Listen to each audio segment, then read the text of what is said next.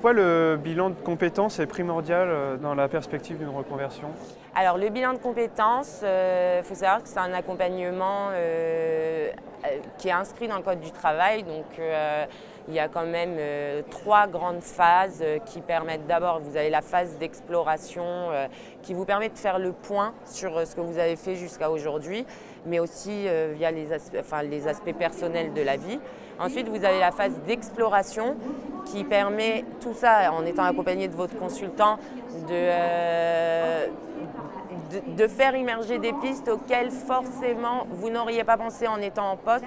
On se dit toujours « Ah bah tiens, j'aimerais bien », mais le bilan de compétences quand on veut se reconvertir, c'est hyper utile pour avoir de très beaux exemples de reconversion parce que ça permet d'être accompagné par un consultant dont c'est le métier, qui est soit psychologue du travail, soit coach certifié.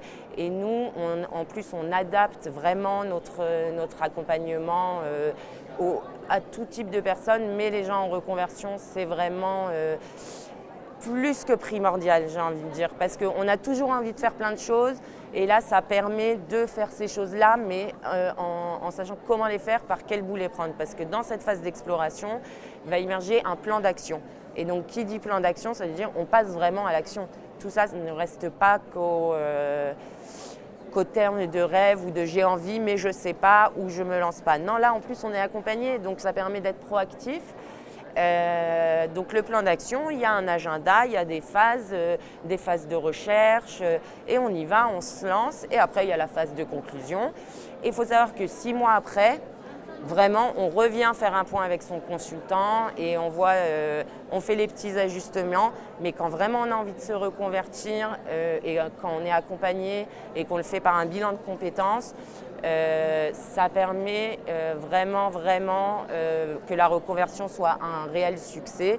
On a de très beaux exemples de reconversion au sein du cabinet. Quelles sont les conditions concrètes pour faire un bilan de compétences? Les conditions, aujourd'hui, elles vont changer un petit peu si on parle des conditions administratives et financières, puisque le gouvernement va lancer l'appli CPF dans une semaine exactement, le 21.